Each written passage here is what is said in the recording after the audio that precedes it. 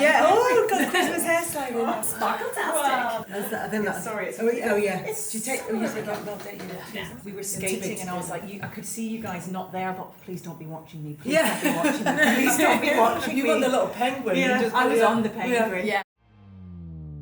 This is incredible. We're playing at the Emirates, it's sold out in the Champions League. This is amazing. I always joke that Keira Knightley and Bend It Like Beckham was kind of my role model in a sense, because there weren't female professionals that were full-time. After a few tests, obviously got diagnosed. Yeah, it knocked me for six, to be honest. It was definitely one of the most scariest things I've ever gone through. I say it all the time, but team sports mean absolutely everything, and I think that's why I love being a part of it. Brought to you by SkyBet. Hello, I'm Kelly Cates, and this is Not Just Football, part of the Overlap Network, brought to you by SkyBet. And today I'm joined, as always, by Christian Lampard and Hayley McQueen, and we are also joined by an Arsenal legend, one of Scotland's most decorated players. Jen Beattie is here. Hello, Jen. I say one of the most decorated. There's a little bit of discrepancy when you look you up about how many Scotland caps you actually have. Is it 143? Is it 144? What do you count it as? Glad you. I've absolutely no idea. Yeah. I have no idea. Yeah, people ask me that all the time.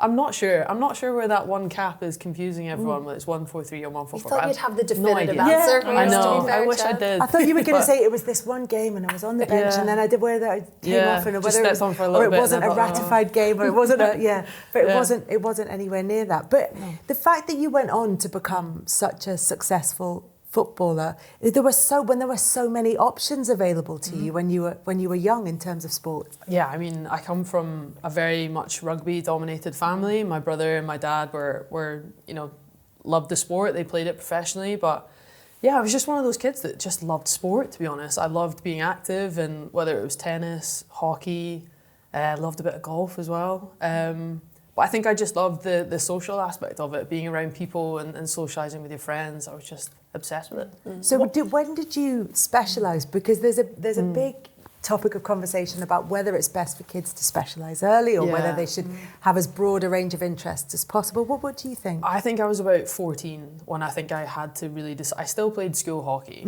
I'll be honest, but no, I think it only helped me playing different sports and learning different things of different skills, being around different kinds of people and just enjoying, because different people played different sport. All your friends were from playing different things, and no, I think the best, I completely get it, but also in my time, there was no such thing as all-girls football teams. Yeah. It wasn't even a possibility, so I didn't really even have the chance to specialise. So you were in a boys' team, weren't you then? I was in boys' teams and loved it. I remember being captain of the Glasgow schools team, and I was really lucky, I will say. The boys that I played with. Glasgow schools team's good. I mean, that's a high standard, isn't it? Yeah, that's like a proper kind of I was really lucky that a lot of the boys who played in that team played in my school year as well. So it was like going from your classroom to going and playing for Glasgow schools, and again, really lucky. Didn't experience bullying. They were all super welcoming, and still some of my best mates now. So I had a really lovely experience. Do you think your brother and your dad, who were obviously professional rugby players, such a high level for Scotland, do you think they secretly would have liked you to have got into rugby, or because you obviously, as you said, chose football over many other sports at 14? I don't think so. I think they were always, especially my dad, he was always just quite happy with whatever. Even if I didn't play sport at all. I mean, I have a sister, Julie, who didn't play sport either. And it was always just what makes you happy. It didn't really matter about winning or losing or being competitive. We weren't really even competitive at home. It was all just really supportive and a really sort of loving, comforting background. Well, not even if you, don't know. I mean, this probably, but not even if you're playing like board games at Christmas. Because I know in our house, even when Trivial Pursuit first came out, the board would go, and I'm not joking, the board would go, people would, often me, would walk out in a massive huff and kind of do but you're not even competitive in that way. Honestly, I remember playing because my brother was pretty much why I got into football. Yeah. He played rugby eventually, but he played football as a youngster. Yeah, he played for Rangers or had trials for Rangers. Yeah. So it was with him in the back, but honestly, I just remember him being really supportive. It was maybe more so with friends that games would end up in tears. Arguably, I had more sort of frustrations playing other sports. Like I would be the kid smashing the tennis racket or throwing the golf club away, or those games would end in tears. But for some reason at home, it was always, my dad only had to give you one look to do it. I know that. I was scared. This big 6 foot Scotsman. He only had to give me one look, and I was like, bad behaviour was gone. Yeah, you can have that point. Exactly. But it's fair, isn't it? You play, like lots of children will play lots of different sports, and you'll get to maybe a certain level, but to then continue with it and decide that it's a bit of a life choice as well. Yeah. You were still quite young, really, where you felt there was something else here. You were going to pursue something different. Yeah. I mean, again, going back to kind of my earlier point, there were I always joke that Keira Knightley and Bend It Like Beckham was kind of my role model in a sense, because there weren't female professionals that were full time. So I always had this really weird phase where, could I do it and what's next? I remember specifically being in 6th year of school, everyone putting in their UCAS applications to university and me not having a clue. I think I was at Celtic at the time, and I got a call from a guy called Tony Gervais who'd got the assistant job at Arsenal, and he was Scotland under-19s coach. So he'd moved down and he said, we're going to bring you down in summer. So that was my moment where I was like, do I take a year out? Do I go to university, age 17, 18? And then got the call to come down to Arsenal. So that was kind of my defining moment where I was like, right, I want to do this. This is a no-brainer. I've got the opportunity to go and play for one of the biggest clubs in Europe, and didn't think twice about it. I couldn't say yes quick enough. I kind of jumped at it immediately. But you're still quite young, aren't you, to be making that decision? Not just, making a decision in terms of how your future looks, because you're young enough that you can change path at different stages if it doesn't work out. Quite, but moving away from home at that age, even, I think is a huge decision. And did you just feel ready for it? I did, because I think it was an unbelievable opportunity, and I think, again, going back, I was kind of, because the pool of players and the foundations weren't really there, infrastructure for young girls to play, you got thrown into senior football quite young. So I was playing senior football from 16, 17. So I kind of had 2 years playing with adults, so that didn't really faze me in that sense, which obviously you go through the hardship after and you realise, okay, I was a little bit naive to maybe what it was going to be like. But no, I remember Mum and Dad driving me down all the way to London and, seeing my kit for the first time. I was buzzing to be playing with likes of Kelly Smith, Rachel Yankee, all these legends of the game. I was blown away, and I just kind of dived right in. Did you feel like you grew up quite quickly, because presumably you had your friends who were off to uni who are in halls of residence and they're still protected, and you go back maybe to your parents during your half terms and you've got the safety there and structure of uni and these new friends, whereas you're suddenly working really and in a different city. You've still got your unit because you have your teammates, but what was that like, having to grow up so fast? Yeah, it was fast. It was all of a sudden you're 18, living away from home, living in halls of residence also. I was actually studying at university at the same time. That was one of the great things that Arsenal did when I was young, put me through further education. But no, it was a lot. It was definitely overwhelming. I think I grew up very fast, but again, I'm always so lucky. I've always had a really supportive family who kind of came down to visit, friends who came down as well, and I always think I was really lucky having that balance between university friends and football. So football wasn't everything, and that's kind of something that I've always kind of tried to remember throughout my whole career. What did you study? Business management, I loved the sort of marketing side of it. And I'm so grateful for that time, because I think of the kids now who go into like fully professionally from a really young, obviously we all know from the men's game what that's like, and I kind of love the fact that I got that little experience of having uni and friends and that outlet to, if football's going great, but if it's not, you have something else. I find it really interesting as the women's game continues to develop, how the reference to the men's game isn't necessarily what they've done right. It's the mistakes that the women's game doesn't want to make. I think that's a really interesting area, kind of what you don't... I think the women's football, it feels like to me that it's getting an idea of what it doesn't want to be. Yeah, and I think a lot of women in the game really have a responsibility in that sense and really own it, because I think, you're spot on. The game's going so fast on the women's side now, but I think it is at a point now where the investment's there, the exposure's there, but it's how can we adapt it to make it better than the men's game? I think that's the biggest conversation, because we kind of see where things have maybe not gone wrong, but maybe it grew so fast on the men's side as well. So where can we adapt it, especially with the young kids coming through? I think they're the most important ones. There's the need to evolve constantly as well, isn't it? Because suddenly it's sort of outgrowing itself all of the time. Oh, you're spot on. And I think I kind of really experienced that at Arsenal. After England won the Euros, you know, winning it at Wembley in front against Germany, they couldn't have done anything bigger to kind of change the whole narrative of women's football in this country. And Arsenal then, you know, incredibly backed the women's team, always had done, but it really escalated after that, with it building a new facility and, you know, employing more staff members. But you're spot on. We outgrew everything. It was almost like everything needs to be reassessed every 6 months to kind of keep up with the growth and the development and the infrastructure behind it all. So it's a fascinating one and a much bigger. But even though you were at the most successful club at the time, it changed. You played at that time of great change, are playing at that time of real change in the game. So what it was when you started, when you moved down to London at 17, 18, to where it is now when you're playing out in the States, it's like night and day, really. And I think that's one of my favourite things. I still count myself so lucky to still be a part of it now and really experience that change. And because I was semi-pro when I first moved to Arsenal, was studying at university.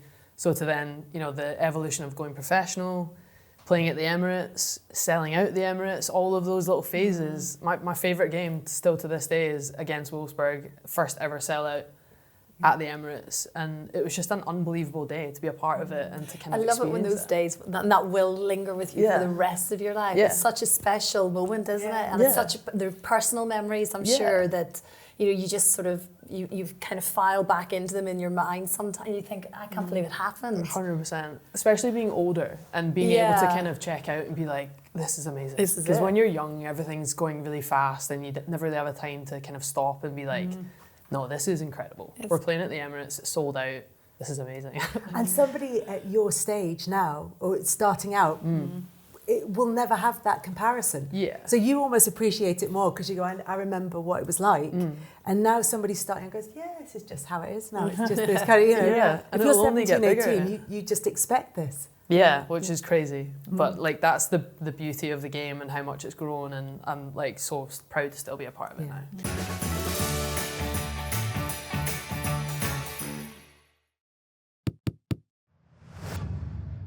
In terms of seeing the world and living in different places and experiencing different clubs and different ways of life. I mean, there's not that many jobs that allow us to do those things. And you go to a setup that is ready for you. You know, they're bringing you to their club and they want you to be good. They want you to enjoy your time there. So there's a setup instantly, and it's an extraordinary kind of experience for a lot of people. Yeah, no, and I think I give credit to my dad a lot for that. He kind of always instilled in me when I was young, whether it's teammates, you know, they're your family when you're there, and it's important to be kind because they're the ones you can kind of be around every day and really make friendships for life. He's still really close with a lot of the guys he played rugby with, and my brother's the exact same. And it's like I almost think that's why I fell into team sport, is for the people around you. I love going to work and being around. It's an automatic family. And then, of course, playing in the likes of Montpellier, south of France, I was 22 and I was like, how am I in the south of France? Do you speak French now? Please, No. No. Un petit peu. The classics.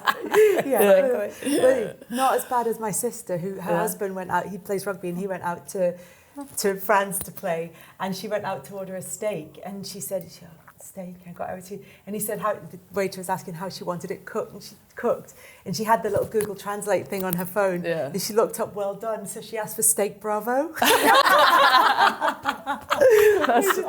the best thing was, the waiter must have been like so English, good. And he came out with a well done steak for her. My favourite one as well, family related. We used to go to France a lot as kids on holiday, and my mum would asked the waiter for a gin and tonic. And I still to this day have no idea if that's actually French, but it sounded great. And she always got one. So you can always get through it if you look like you're trying. That's what you do. But then you're in France, and then you come back again. Yeah, so I've moved. I've always wanted to kind of really challenge and, like what you're saying, explore the world. And Scotland was obviously amazing. Playing for your national team, you go to all these different countries, and it's incredible. Like, so many stories, so many memories. But when you're playing domestically for club and really living in those kind of places, I remember Montpellier was great. Would finish training and just go and sit on the beach and have an espresso and be like, this is insane.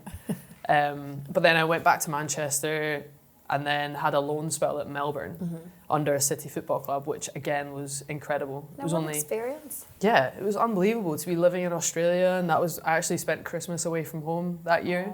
And was kind of a bit apprehensive about that, but again, had great people around me, and you played across the calendar and across the Christmas spell, so everyone was in the same boat, and we just kind of rallied around and really, really enjoyed it. But again, that's another experience. I think that's kind of what led me to doing the States. I think, I'll be honest, is going and experience a different culture and different league, and I think I'm so grateful to sport for that. I think it's an incredible thing to be able to travel and see different countries and explore different cultures. It's awesome. I think we all grew up as well, where I remember as a child growing up in Scotland, like you, there weren't really female football role models. You had to look to the States for that. And I remember going on holiday to like Florida, and I remember Dad going out and working on the World Cup once, and I was just like, oh my God, it's so exciting. There were like girls playing football, and you saw it on TV, and there were like soccer players with a voice. Yeah.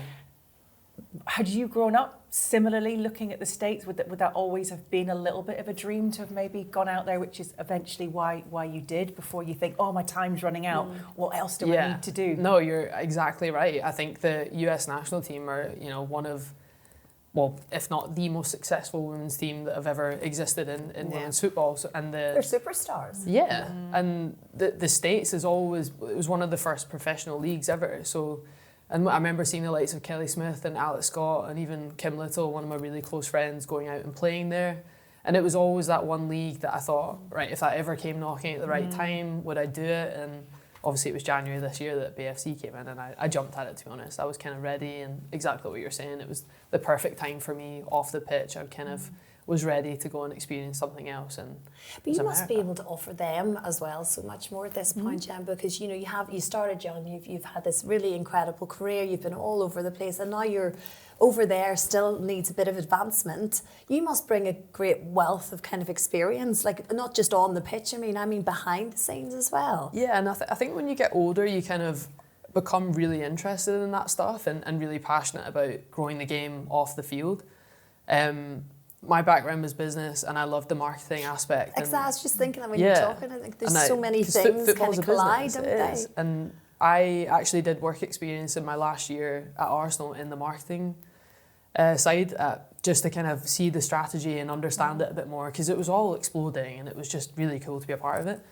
And BFC were actually an expansion team, so they were brand new this year, and their whole thing was, how do we make this the best possible thing? So you can imagine a brand new club just coming out of nowhere, and it's all new staff and new players and trying to create a culture. So I loved that aspect. I loved that learning, taking different things from different clubs to kind of go and creating something brand new. It was a really, really cool experience. And the thing is as well with all of that is that you go out there and you have, as Christine said, you've got something to offer them because you've got the experience, and there's no point in them going in and getting a load of young players who've not lived life and not kind of experienced that, because you want people who can guide them through.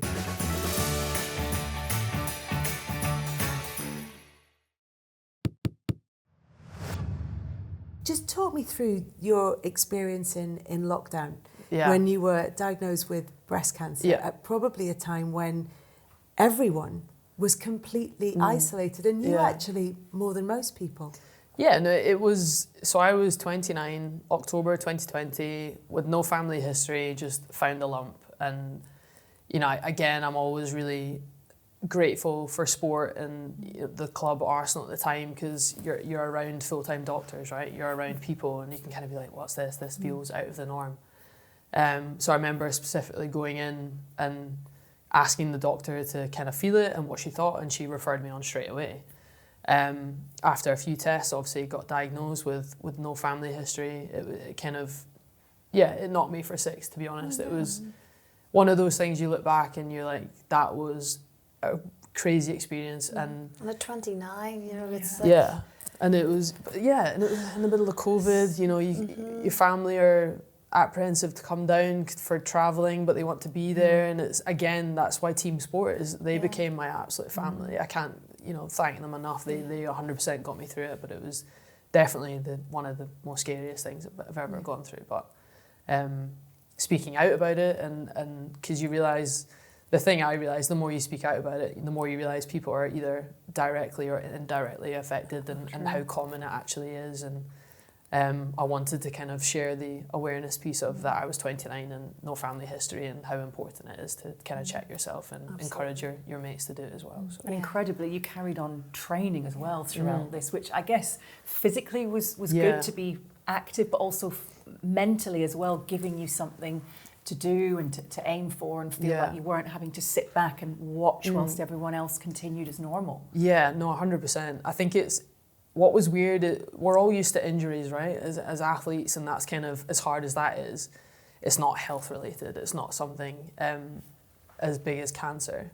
So I remember specifically asking the surgeon, you know, after I'd had my surgery, how quickly can I get back to football? And he had no idea, because, you know, he's not used to kind of rehabbing someone back to full-time football. Yeah. But he kind of said, you know, give it 4 weeks, we're two sports bras and see how you get on. But no, 100%, it was kind of, because you didn't have many outlets during that time with COVID, and I think I can't emphasise that enough, that how much exercise and getting outside helped me through that. And then I was so grateful that that's what my job did. So I knew I had those 2 hours every morning where I could just get outside and have fun with my friends. And that's when, honestly, I think that was the shift for me, that football was my job, but then I understood how amazing it was for me mentally, physically, and all the other things. And I think I've loved it. I've always appreciated it being the best job in the world, but from that cancer diagnosis, it just became a whole other level for me. Because although you talk about it now, you weren't talking about it publicly at that stage. No. And what was the goal that you scored when everybody was watching, thinking, I mean, it's great that she scored a goal, but the celebrations seem a bit over the top. I remember it so clearly. It's crazy. I got diagnosed on a Thursday, and the coach kind of said, you know, you're in my team if you want to be in my team. It's just how you feel mentally. And it was just one foot in front of the other. I wanted to feel normal. I wanted to feel part of it. And the girls all knew by that point. He was amazing. My manager at the time was Joe Montemurro, who honestly became like a second dad at the time. And I played on the Sunday against Brighton and scored. And it was genuinely the epitome of a group of women coming together and supporting someone going through a really hard time. And I say it all the time, but team sports mean absolutely everything, and I think that's why I love being a part of it. And so the celebrations maybe look a little bit too much, but the bizarre, nobody knew. But nobody knew. Teammates knew.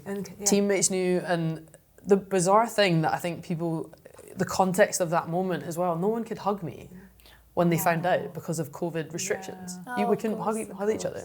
It was that 2 metre distance, but for some reason sport was allowed.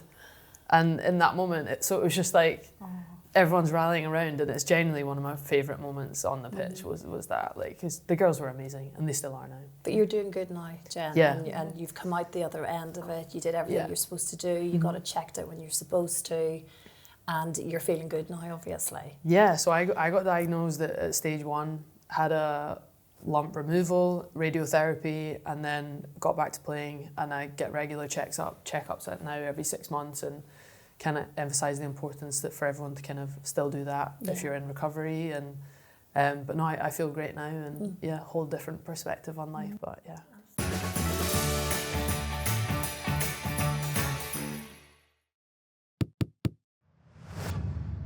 You know, you obviously picked up an MBE for services to football and charity work, and you're so vocal about everything you've just discussed there with regards to the cancer that you went through, life changes, and you'll be very aware there are a lot of young boys and girls looking up Yeah. to you, thinking, well, if she can get over that, I can do anything. She can move to America, she can go on adventure to Australia, or if she can do this, I can do anything. Yeah, I think that's kind of one of the things I don't take lightly, is the kind of the platform, whether you have, you know, 1 million or 1 follower, it doesn't really matter. I think you have any level of profile, it's kind of important to just talk about things that are important and put positive things out there, because I think there's a lot of negative things that are spoken about, and the more I can kind of add my 2 cents to things that I really believe in, whether it's, you know, health related or sexuality or anything, I think it's important to be authentically yourself. And, you know, I may talk about certain things and maybe keep things a little bit closer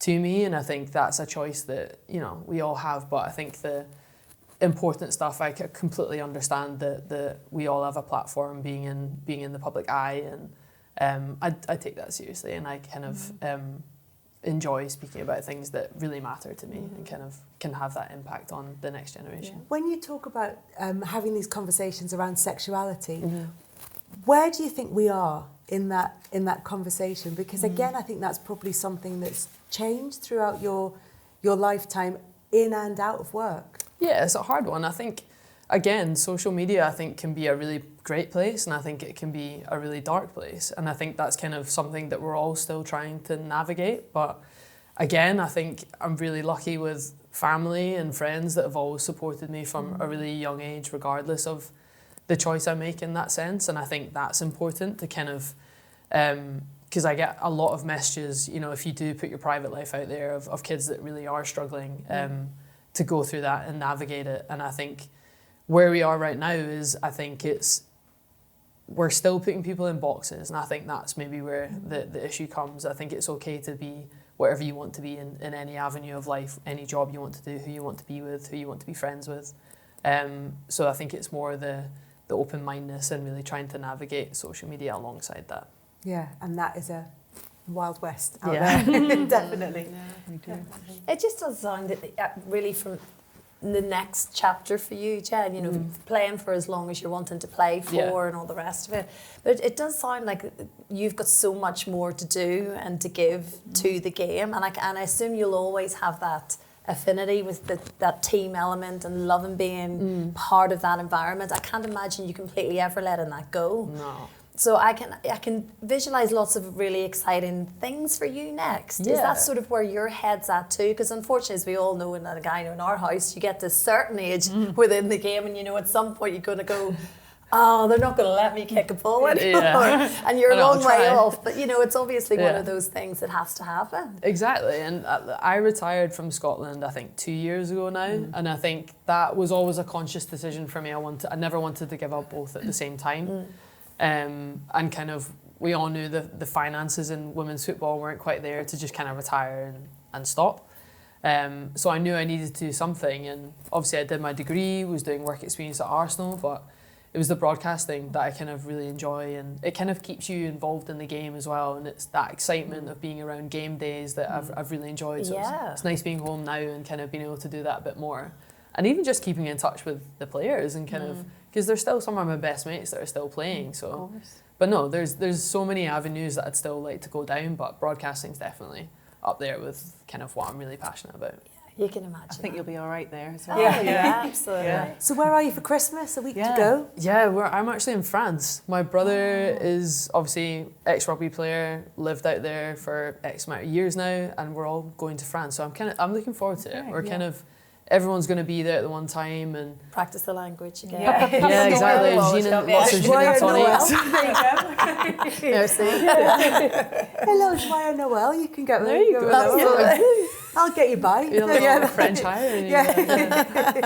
I just want to ask, just the news hound in me, I want to ask, what do we think is going to happen with the Scotland national team? I obviously sat there watching the draw with England being pulled out with Wales. I know. And then just like, what's happening? And there's no manager. I don't think they've got a replacement at the moment. What do you think the future is looking like for the national team? I've no doubts whatsoever that they'll get back to tournament football. I think that's what's been really hard, and seeing Pedro go as well. And like I still have a great relationship with Pedro. I thought he was brilliant. But no, seeing the likes of Caroline Weir and Erin Cuthbert and Claire Emsley, all these top players that didn't quite make a tournament, and seeing the disappointment actually was really tough. You know, the post-match interviews were really emotional, and I think that's what gets you. But I've no doubt that they'll get back to tournament football. It's just hopefully this next manager can come in and really get them over the line in that sense, because the foundations are there. It's just about getting over the line at the top moments. They'll get That's there. encouraging. It Yeah. is. It's encouraging. Thanks for that. Yeah. Thanks for that.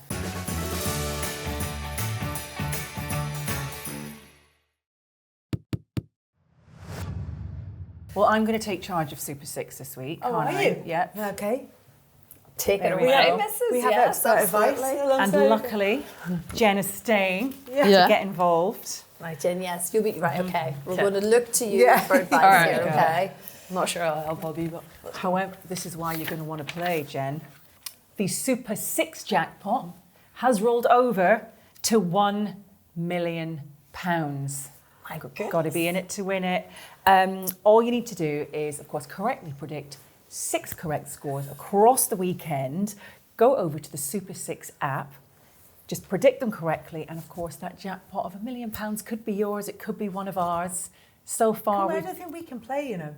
can't we? No. So this is just for fun. I want to come along. just for I was us, so enough advice. That's what it's not for. Okay. Well, it is free to enter. It's not going to cost you anything. It's open to UK residents aged 18 and over. So we are going to start with, here we go, kind of quick fire. Brentford are at home to Nottingham Forest. Let's get straight into Jen and find out what you think's going to happen there. I think Forest might get a win on that. They've been super impressive this year. But Brentford are brilliant at home, and they're brilliant against good teams. It could be like a 2-1, I think. Okay. I think, no, Forest 2, Brentford 1. Okay. What about Brighton, who are pretty good on the road? They have had a couple of heavy defeats. So we're up against West Ham at home. That is 3 o'clock on Saturday. Yeah. West Ham are having a tough time this year. So we're saying Brighton. We usually like go it for too. 2-1. Let's go We for do. 2-1. Yeah. Okay. 2-1's our favourite score. This might be a little bit easier. Ipswich, they are at home. They got that much needed win against Wolves, didn't they? Big win for Newcastle as well, of course, putting 4 past Leicester. But they are away. They've got to travel to Ipswich, but you'd have to think, I would think that would be a Newcastle win for me. What do you reckon? I think Newcastle, Yeah. yeah. Yeah. I know Callum Wilson's just gone out again with Yeah. another injury, but I've loved watching Isaac play this year. Yeah. I think he's brilliant. So if he's on form, I'm going Newcastle win. Newcastle. Go on. Yeah. Score. 2-0 Newcastle. 2-0. Okay. Okay. There we good, go. Good. Oh, you've gone so American I with was your gonna say zeros. 2-0. Yeah. Okay. The 5:30 game on Saturday. So it's Palace hosting Arsenal. Got to win this now, Arsenal, haven't Yeah. They have to. They And have Palace to. are on the up. I know you You're look right. at the table and it doesn't look like they've been doing that well, but they've put together a really good run of results recently. Well, Arsenal need it, don't they? I'm going I think. 3-0. 3-0. Yes. 3-0. Oh. 3-0 Arsenal. Awesome. Yeah. You're going to be awesome. Right, on Sunday at 2 o'clock, Fulham hosts Southampton. Well, I think Fulham are going to do that. And there can always be a little strange, crazy bounce, can't But there when the new wasn't for manager Coventry comes with in? But Hull, though. Yeah, no. Got to mention All that at the right, weekend. Hayley, all right. In a good way. Frank got his win. No, I thought you meant the 'Cause day Hull- before. 'cause Because they Hull- drew, didn't they? They drew. Hull had No, the Sellers. They could have absolutely. had that. But I tell you what, He did well. It's not easy, and it'll not be easy for Southampton. No. I think Fulham. I still think Yeah. that's Fulham. Fulham. Fulham. Yeah. Yeah. What do you think? Yeah, Fulham. Score 2-0. 2-0. 2-0. Oh, okay. Tottenham against Liverpool. That is the later Sunday I think game. there's so many goals in that. I still think Liverpool will. But do you They've know, dipped a the little last bit, couple of though. I games, know. I just think they don't look like they've had the control that they Yeah. had in the early slot. No, you're days. right. And he's been talking about that, right? Yeah. Lack of Yeah. control and how much he puts an emphasis on that. So Yeah. And Tottenham, I mean, who knows? who knows? Yeah. That's why we love them. Yeah. Hey, should we go for a mad 4-3? Okay. Shall Right, we? go. Yeah. It's Christmas. Mad 4-3. Yeah, Okay. a mad Yeah. 4-3. Yeah. Ta-da! Well done.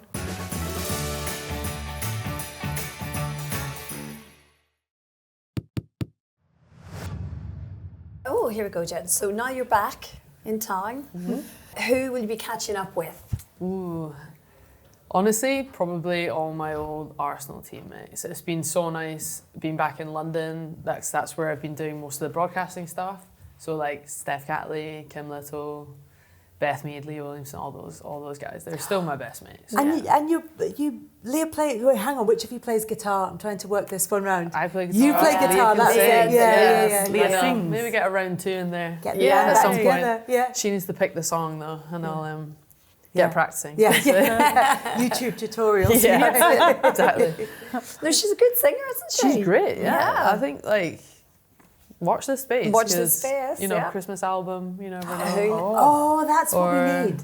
The Masked Singer. Oh, yeah. Very true. Probably shouldn't say Good too. shout. Oh. Yeah, make that Tell you what, happen. next one. That's When clever. when there's a football with arms and legs. Yeah. It's Leah Williamson. Yeah. Just to throw them. Yeah, it's too obvious. Yeah. Right, should I go with this? Is there anything that you would have done differently in your football career so far? That's a good question.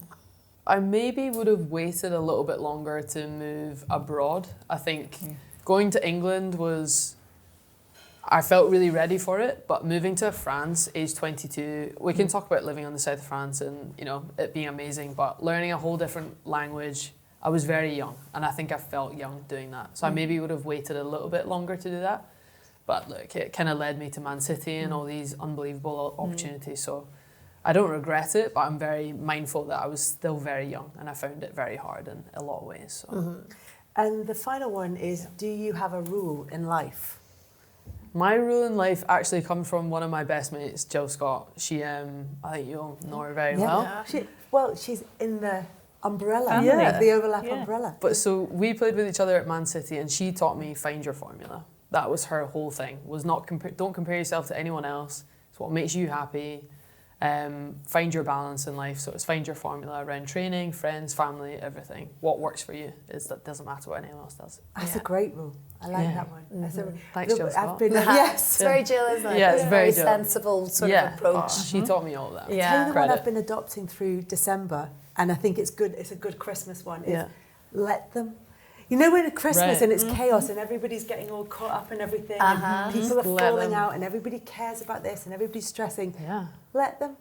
Just exactly that. Find your own formula and let everybody else get on with their other life. They're quite. They match up quite nicely. Let them be chaotic. Yeah. Absolutely. I'm quite good at that for all of the year, really. I'm quite good at it. Just go, no, I'm not getting involved.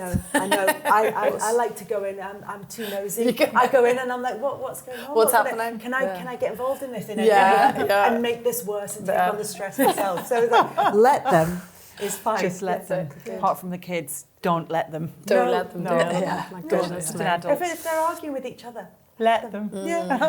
I like it.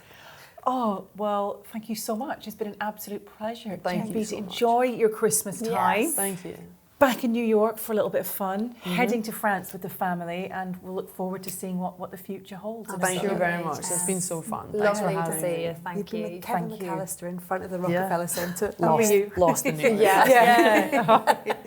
Don't forget to subscribe to Not Just Football, where you can catch every episode and more. Merry Christmas.